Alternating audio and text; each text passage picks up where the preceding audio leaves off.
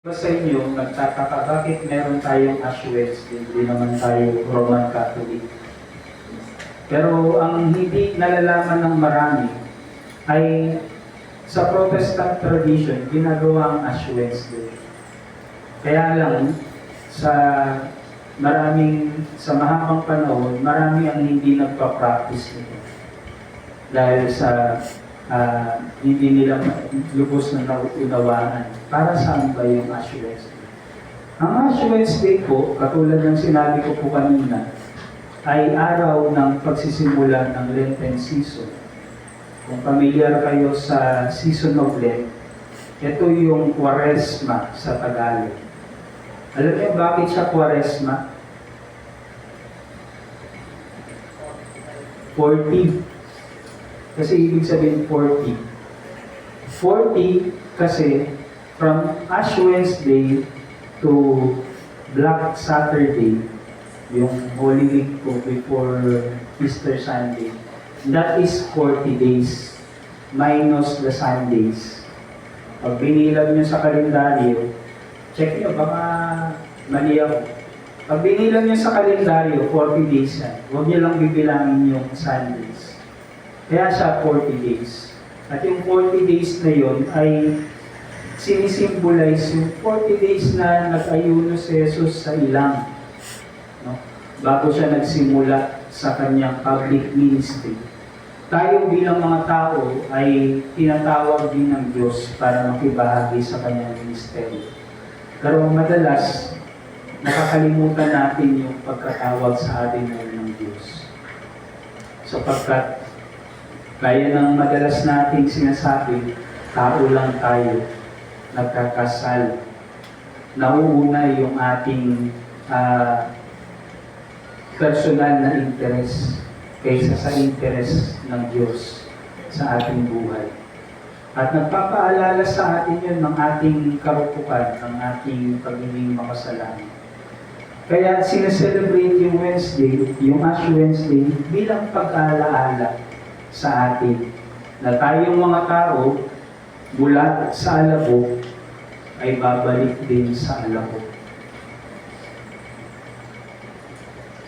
Yun ay paghahanda na rin ng ating paglalagay ng sarili sa diwa ng Quaresma, ng Lenten season, kung saan sa mahabang panahon ang mga Kristiyano tuwing season of Lent ay nag-aayuno. Pero sa atin, hindi na uso yun. Pero kung familiar kayo sa pag-aayuno at kaya nyong nararamdaman nyo na tinatawag kayo ng Diyos para mag-ayuno, ito yung magandang panahon para mag-ayuno. Bakit tayo nag-aayuno? Upang maging klaro sa atin, mas maging focus tayo sa layunin at direksyon ng Diyos sa ating buhay. Madalas kasi inaagaw ng ating mga bagay sa ating buhay ang nais ng Diyos sa atin. No? Na puhumaling tayo masyado sa mahabang oras sa panonood ng TV, sa pag-engage sa social media. O kaya akala natin gutom lang tayo physically kaya napakarami yung ating pagkain. Pero hindi natin alam, baka yung espiritu pala natin ang nagugutom at kailangan ng spiritual na pagkain. Ang Ash Wednesday ay pagpapaalala sa atin na ihanda ang ating sarili sa pagdulog sa Diyos, pagbubulay, at muling pagbabalik loob sa ating Panginoon. Magkaroon tayo ng maliwanag na kaisipan, klarong kaisipan. Sa puntong ito, narito yung mga ashes na ating i-prepare. Bawat pamilya, kasi konti lang ito ay bibigyan ng isang pakete ng abo. Hindi to siya buwa, abo. Black siya. At saka hindi siya squid ink. Baka maisipan yung pasta negra. Hindi po siya squid ink. Ito ay abo na galing sa palm branches na ginamit natin last Palm Sunday. Nung last year. Naalala niyo yun? Yung mga natuyong dahon ng palmera, sinunog, ginawang abo. Ito na siya.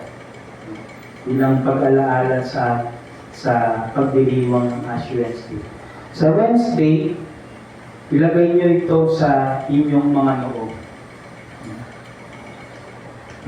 Para pagpapaalala na rin sa inyong sarili na kayo ay nakikibahagi sa gawain ng ating simbahan sa pagsisimula ng Lenten season.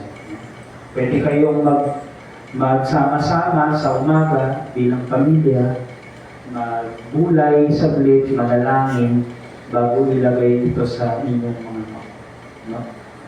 Sa Wednesday din yung ating prayer meeting.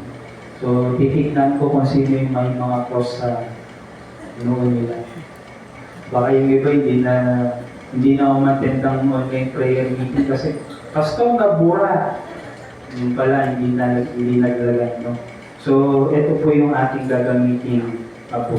Pero bago natin ibahagi, tayo po ay manalangin, ipanalangin natin itong gagamitin nating mga abo. Dakilang Diyos, salamat sa pag-ibig mo sa amin, sa kabila ng aming mga kahinaan, kakulangan, mga kasalanan na patuloy namin nagagawa. Ang iyong biyaya ng pag-ibig at pagliligtas ay laging naroroon upang kami ay ilumin, baguhin at palayain sa aming mga kasalanang gumagapos sa aming mga sarili.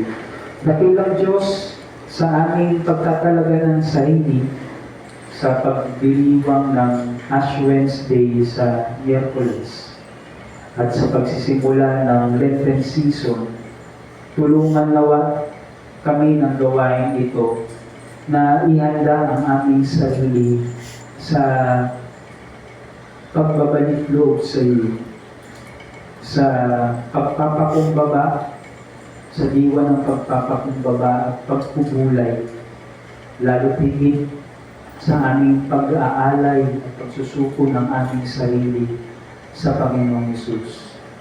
Dakilang Diyos, salamat sa biyaya ng iyong pag-ibig.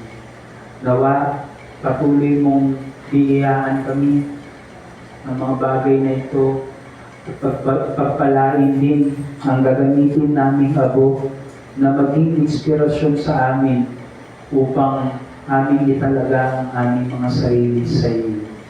Ipaalala mo nawa sa amin sa pamamagitan ng abo na ito na kami ay mula sa alabok at babalik sa alabok.